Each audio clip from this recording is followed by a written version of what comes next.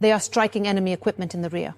For the first time, the defense forces have shown the middle strike drone, which hits targets and equipment both in Crimea and behind the front line. This mace is Ukraine's answer to the Russian Lancet, which destroyed a lot of Ukrainian equipment at the start of the full-scale invasion. Now it's our turn, the soldiers say. Many drones have already been delivered to the front line, and special correspondent Yulia Kirienko will tell you more. Watch her exclusive frontline report on TSN. We're interested in some equipment, maybe some forces, air defense systems. And to find this equipment, Dmytro will be helped by the middle strike drone, a new product of Ukrainian manufacture. It would have been called Leleka, as one has long been in service with the Ukrainian military. But this particular reconnaissance drone is a modified version which now flies up to 100 kilometers from the line of contact. Since the Russians have transferred significant reinforcements to the Pokrovsk direction, there are battles both in the sky and on the ground here, the military say. The occupiers are trying to capture Pokrovsk at any cost. So while they are amassing equipment, Dmytro and his team's task is to find it as quickly as possible.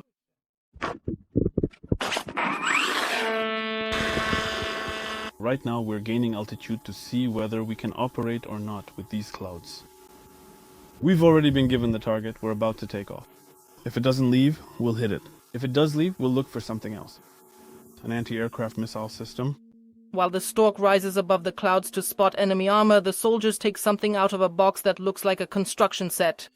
This is a medium-range loitering munition. Exactly what's needed not only to find enemy equipment, but to destroy it as well.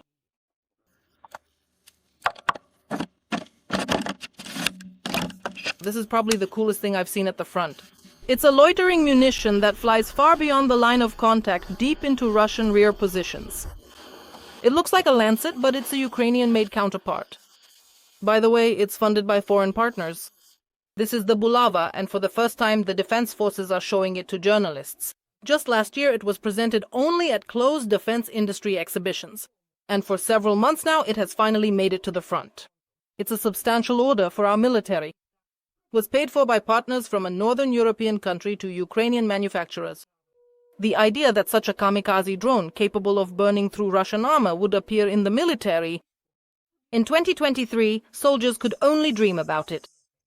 Now, X-shaped munitions are hitting targets even in Crimea.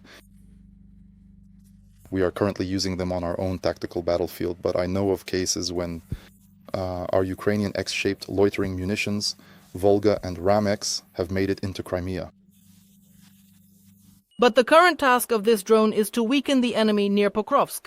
Such a system, Leleka and Bulava, is already being used by several units of the unmanned systems forces. Just 2 years ago, Russia had the advantage in this type of drone. Their Lancets burned more than one Ukrainian army cannon or tank, and there was absolutely no way to escape them. Because all the defense forces could oppose the occupiers with were FPV drones, which destroyed equipment as it was already approaching our positions. Now, thanks to the Bulava and similar systems from the middle strike line, it's the Russians who are forced to hide their cannons far behind the line of contact. That wasn't really the case before. Previously, only very close positions were covered, and FPV drones and the like were typically used. But now, with these advancements, we can effectively cover a significantly greater distance. This is the American Komul munition type of ammunition. In other words, it burns through armor and equipment. Exactly what's needed for the target detected by the Leleka.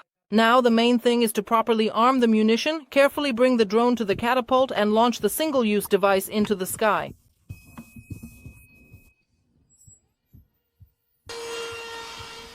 The Bulava rises into the clouds. A kamikaze drone worth $30,000 irreversibly flew beyond the horizon. But while the pilots were preparing the drone, enemy scouts realized they were being hunted, and the armored vehicle drove away. The pilots are urgently searching for another target, because they can't afford to launch such an expensive kamikaze just into the ground. We're to the right. Move the tracker more to the right. Tracker set. We're now in free flight. We'll look for a target ourselves. They managed to do this quite quickly. The reconnaissance drone clearly transmits the image to the pilots, and in the tree line they spotted a military vehicle. Hopefully it's carrying ammunition. Target destroyed. It turned out to be a truck with supplies. That's not bad either, say the pilots. For the Russian infantry, They've had problems with food and water in the trenches for a long time. Because in this phase of the war, the advantage goes to those who can supply their infantry without interruption. But the task of the drones in the defense forces is to prevent the enemy from doing so. Then their infantry will surrender on their own. Or they'll just remain in the fields of Donetsk region. Yulia Kirienko, Alexander Shiyan, Ole Mostovi, TSN 1+, Marathon. United News. There were 149 battles on the front line over the past day. The situation remains most tense in the Pokrovsk and Oleksandrivka directions. There, according to the General Staff, Ukrainian soldiers are repelling up to 50 enemy attacks a day. The enemy is also assaulting positions around Vovchansk and Kupiansk. They are trying to advance in the Kramatorsk, Orikiv and Kostiantinivka directions. And they relentlessly attack the positions of the defense forces from the air. Nearly 100 strikes a day under the onslaught of aviation and guided bombs, as well as settlements in the Kharkiv, Donetsk, Zaporizhzhia, Kherson and Dnipropetrovsk regions. However, our rocket forces and artillery are quick to respond. Within a day, they struck 10 concentrations of enemy personnel and equipment along the entire front line. Ukrainian defenders also consistently target enemy positions in the rear, significantly complicating the enemy's preparations for new assaults. The occupiers continue to hunt civilians with drones in the Zaporizhzhia region. There, 4 people have been killed and 2 wounded. In Preobrazhenka, the enemy killed a married couple in the morning as they were driving in their car. 2 more men were killed in the village of Novopavlivka. There, a drone struck a car the previous evening. During the attack, 2 sisters were also injured. One of them is only 17 years old. In Chernihiv, 5 people were injured as a result of a Lancet strike on an infrastructure facility. And a Russian drone attacked a shop in Semenivka.